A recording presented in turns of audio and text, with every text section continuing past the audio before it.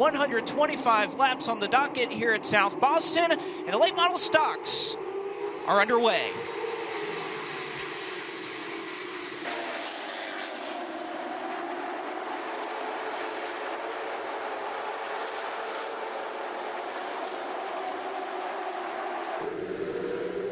At the stripe by a nose, it's going to be Deke McCaskill who takes the race lead and will look to almost be clear of Lane Riggs off of turn number 2.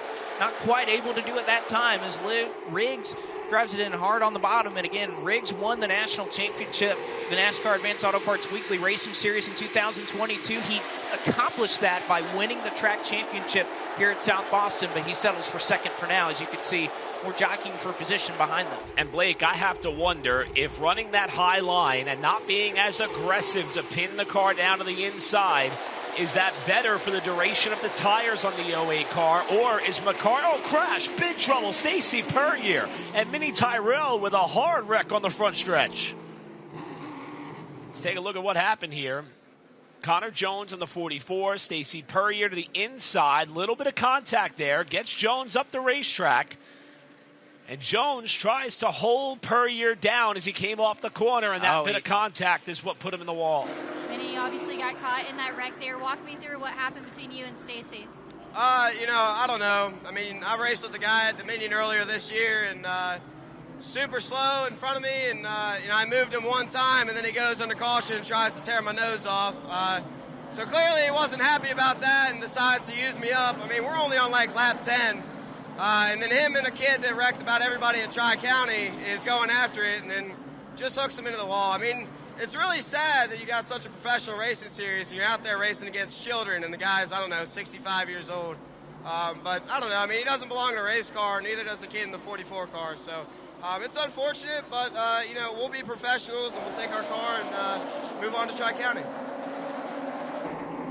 Strong words there from Minnie Tyrell, obviously upset about all that transpired in front of him. Meanwhile, through the KRC Power Steering restart zone, Deke McCaskill will get us rolling from the top spot. Bobby McCarty, however, on the bottom side, giving him a good bout as the field. You can see 2 by 2 by 2, several rows deep.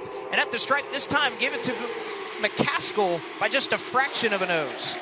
Just as that wreck was happening, the point we were making as far as tire conservation is McCarty hooking the apron. Maybe just about equal wear and tear on the Hoosier rubber that these drivers are going to try to maintain throughout this race as McCaskill gets the edge on the outside. Here comes Lane Riggs, top side of the 16 of Chad McCumbee for third. The part-time venture from McCaskill has been paying dividends as he gets tagged by McCarty off 2. Well, again, I think these two are going to race each other very respectively. Great relationship here between Deke McCaskill, Bobby McCarty, and obviously Marcus Richmond and RNS race cars. So imagine any contact like that. They're going to race hard. They're going to be competitors. They're almost going to touch again. But you'd have to imagine that there's definitely going to be a certain degree of respect. I would say Riggs looks a little bit better in that 62 car, but the problem is that McCaskill is backing up to these two. So Riggs is going to have to try and find a way around that 08 or kind of be boxed in a little bit. You can't really go much higher than where he's running right now. And with McCarty running kind of right along the apron, there's not really room to make it 3 wide right now. So McCarty, if he just holds serve right now, probably will come out of this okay. If Riggs can't clear him off at 4, though, he's able to do that. His car is dipping beneath the apron behind Brendan Queen, Chad McCumbee, Chase Burrow, a little bit of contact. McCumbee up the hill. Cade Brown collects it up, and everybody scurries away okay. That could have been a lot worse. You can see Millington and Trevor Ward, the left-hand side of your screen, just up the way. I guess I should say. Oh, a big save right there and a big moment for Chase Burrow off the nose of Chad McCumbee. And now almost making it 3 wide, and indeed 3 wide. Huffman, Brown, and Borst further back in the field. Meanwhile, back up front, McCaskill still trying to hold off Lane Riggs, who now has a nose down to the inside of the Puryear tank lines machine. Almost of that number 6 car off the corner. And McCarty, if he slips up at all, there's going to be a little contact, and there is on the front straightaway. Jacob Borst around and into the inside retaining wall. And I think looking for somebody as well. You typically, Yeah, Mason the frustration Diaz. is with Mason Diaz. Looks as though towards the middle portion of your screen, Diaz off Yeah. the apron into the back of Borst. What a job by Ronnie Bassett to get on the binders and not make it a multi-car crash as they went by. 32 laps left to go here at South Boston, and the best of the best are at the front of the field. McCaskill, Riggs, and now Quapo looking to make it 3 wide for just a moment off of turn 2. Boy, the ability for Lane to just throw that car down into turn number 1 as he has the last few laps. Let's see if he does it again here as McCaskill burps the back tires. Here comes Riggs again to the inside, hooking that apron, but McCaskill pulls him up off.